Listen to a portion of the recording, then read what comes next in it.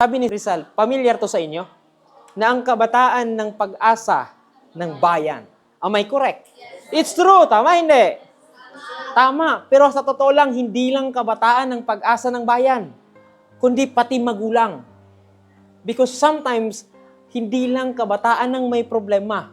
Yung klase ng may gulang ang meron, yun din yung problema.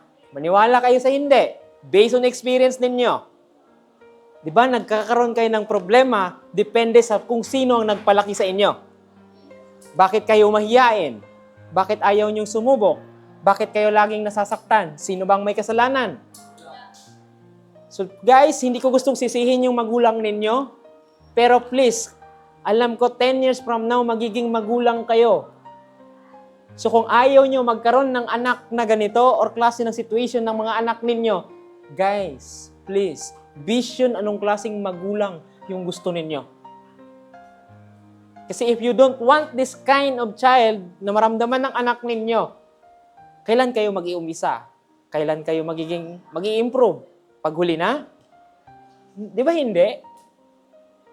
Ulitin ko guys sabi niya, kabataan lang daw ang ano.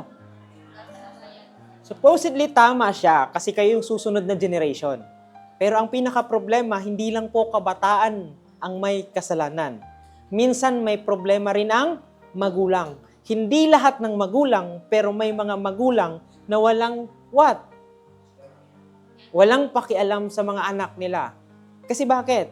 Sino ba ang huhubog sa kabataan na pag-asa ng bayan? Magulang. Sino ba ang tutulong para makuha ng kabataan yung pangarap nila? Sino ba dapat yung maniniwala sa kabataan para kahit papaano makuha o matupad yung pangarap nila?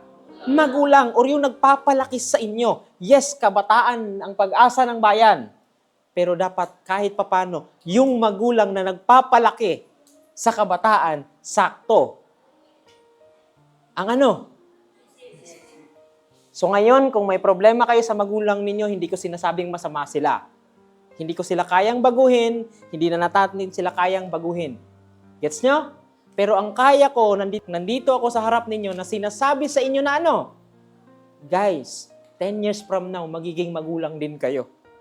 So, anong klaseng magulang yung gusto ninyo? Hindi ko sinasabi uli na masama sila. Ang sinasabi ko lang, magiging magulang din kayo. Ang tanong, uulitin nyo ba if masamang karanasan ang naramdaman ninyo, naranasan nyo sa parents nyo, sa magiging anak ninyo? Because I don't want to see my child 10 years from now or kayo na ganito yung sitwasyon ng mga anak ninyo. Bakit? Mauulit-uli yung cycle. Napansin nyo? Pag broken yung family, minsan yung anak, broken. Napansin nyo, di ba? Kapag naging OFW yung mama, pagdating ng anak, nagiging OFW din. Kasi bakit? Walang katapusang cycle. That's why I want you to use your brain. I want you to use your will so that you could change the life of possible na magiging anak ninyo. Ang tanong ko, gusto nyo bang matawag kayo na walang kwentang mama, walang kwentang papa? If not, please start right now.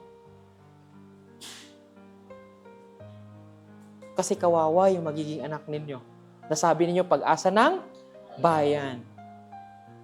Kayo ang pag-asa ng bayan sa ngayon kasi kayo yung susunod. Pero magiging magulang din kayo.